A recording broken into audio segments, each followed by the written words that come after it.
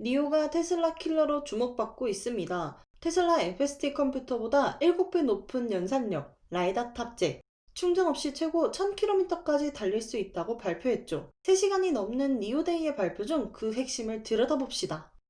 니오는 자율주행 소프트웨어의 세부 사항을 공개하지 않았기 때문에 테슬라와 직접 비교하기 어렵지만, 공개한 하드웨어와 수압 스테이션을 종합해보면 그들이 가는 방향에 대해 짐작해 볼 수 있습니다. 먼저 칩입니다. 이번 니오가 자체 FSD 컴퓨터 아담에 사용한다고 밝힌 엔비디아 올인 칩은 아직 실제 스펙이 공개되지 않은 미출시 제품입니다. 다만 그 스펙에 대해 몇 가지 루머는 돌고 있는데요. 2020년 1월 엔비디아는 올인 칩 2개를 사용하는 컴퓨터의 경우 400탑스의 연산력을 낼 수 있을 거라고 발표했습니다. 2020년 5월 GTC 2020에서 올인 하나당 200탑스의 연산력을 낼 거라고 다시 언급했죠. 자체 자율주행 컴퓨터 아담의 성능이 1016탑스라는 것은 올인 칩을 4개 사용하겠다는 것을 의미합니다. 200탑스의 엔비디아 올인을 기반으로 코어 하나당 연산력을 254탑스로 끌어올리겠다는 것이죠. 테슬라의 FSD 컴퓨터는 코어 하나당 연산력이 72톱스, 총 144톱스로, 니오가 코어 하나당 연산력이 3.52배, 전체 컴퓨터 성능으로 치면 7.05배 높습니다. 하지만 문제는 전력 소비량입니다. 전력 소비량을 고려하지 않고 연산력만 높이는 것은 기존에도 엔비디아 페가수스 칩을 이용하면 얼마든지 가능했죠. 2020년 1월 엔비디아는 2 올인 솔루션이 130W의 전력 소비량을 보일 것이라 하였지만, 2020년 5월에는 1 올인당 45W의 전력 소비량을 보일 것이라 하였습니다. 이렇게 되면 2 올인 솔루션의 경우 45W짜리가 2개이기 때문에 90W여야 하는데 40W가 더 나오죠. 이는 1 올인의 경우 SoC 칩 소비 전력만 집계하고 2 올인부터는 센서 등 자율주행에 부수적으로 들어가는 40W를 추가적으로 집계해 90 더하기 40, 130W가 된다는 것으로 보입니다. 이 계산에 따르면 4 올인 솔루션인 니오의 아담 컴퓨터는 45 곱하기 4, 180W에 40W를 더해 220W 수준으로 예상해 볼 수 있습니다. 테슬라의 FSD 컴퓨터는 소비 전력이 72W의 저전력인데 비해 니오의 아담은 220W로 약 3배의 전력을 소모합니다. 연산력이 7배 높다고는 하나 이 높은 소비 전력은 니오의 큰 약점이 될 수밖에 없습니다. 또 직접적으로 비교는 어려운 것이 아담은 2022년 출시될 예정인 컴퓨터이며, 테슬라의 현재 FSD 컴퓨터는 3.0 버전으로 2019년부터 사용 중인 전 세대 하드웨어입니다. 일로는 2019년 다음 세대 FSD 컴퓨터인 4.0 버전이 이미 반쯤 완성되었다고 언급한 바 있죠. 테슬라 직원발 소식에 따르면 사이버트럭과 함께 4.0 버전 FSD 컴퓨터가 출시될 가능성이 높다고 하니 니오의 2022년 출시와 시기가 비슷할 것입니다.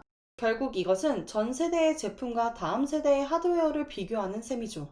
그렇다 하더라도 중국이 테슬라보다 전력 소비량이 높은 칩을 사용한 것에는 약점을 강점으로 만들어내겠다는 전략이 사용된 것이 아닐까 싶습니다.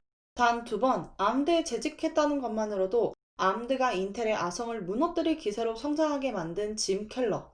참고로 짐 켈러는 2020년 8월 뉴럴링크 시연회에 참석하는 등 머스크와의 연주를 이어가고 있습니다.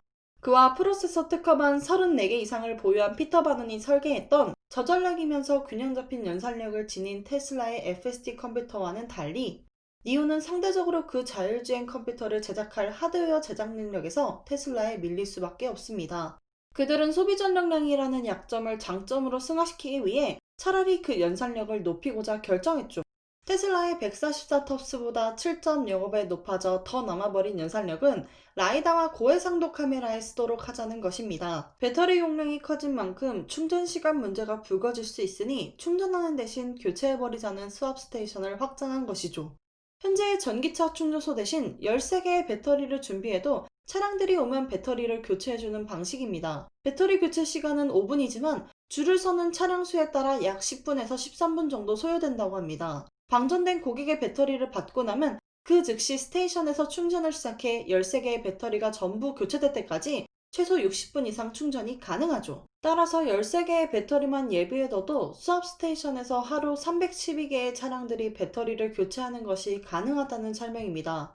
다만 전고체 배터리가 나온다면 10분 내로 80%가량 충전이 가능한데 수업스테이션을 구축하는 것은 결국 돈 낭비가 될 것이라는 지적이 나옵니다. 이에 대해서는 그리드가 전달할 수 있는 전력에 제한이 있어 전고체라 하더라도 배터리 용량이 늘어날수록 충전 시간이 길어진다는 점, 또 고체 전극, 고체 전해질의 계면을 갖는 전고체 배터리의 특성상 제한적인 전화이동과 동시에 원자 배열이 흐트러지는 현상이 발생하기 쉬워 배터리를 빠르게 충전하는 과정에서 열화 문제가 생길 수도 있습니다. 니온은 그렇기 때문에 수압 스테이션이 꾸준히 수요가 있을 거라 보고 추후 500개까지 늘리겠다고 밝혔죠. 종합해보면 니온은 자율주행 컴퓨터의 전력 소모를 줄이는 데에 한계가 있어 전력을 더 쓰는 대신 라이다와 고해상도 카메라를 도입한 셈입니다. 결과적으로 더 많은 배터리 용량이 필요하게 되었고 충전 시간이 길어지는 문제를 해결하기 위해 수압 스테이션을 도입한 것이죠. 테슬라가 라이다나 카메라 해상도 업그레이드 없이 자율주행 레벨 5를 달성한다면 이것은 불필요한 지출이 될 수도 있습니다. 향후 개발될 전고체 배터리의 충전이 열화를 최소한으로 하며 아주 빠른 속도로 충전된다면 수압 스테이션도 불필요한 지출이 될 수도 있죠. 니온은 승부수를 던진 것입니다. 일론은 자신이 라이벌이 중국이 될 것이며 중국의 세계 전기차 시장을 뒤흔들 것이라 말한 바 있습니다. 약점을 그야말로 강점으로 보이는 데 성공한 니온은 시장의 주목을 받고 있습니다. 어떤 결과가 기다리고 있을까요? 백색나무와 함께 지켜보도록 합시다. 감사합니다.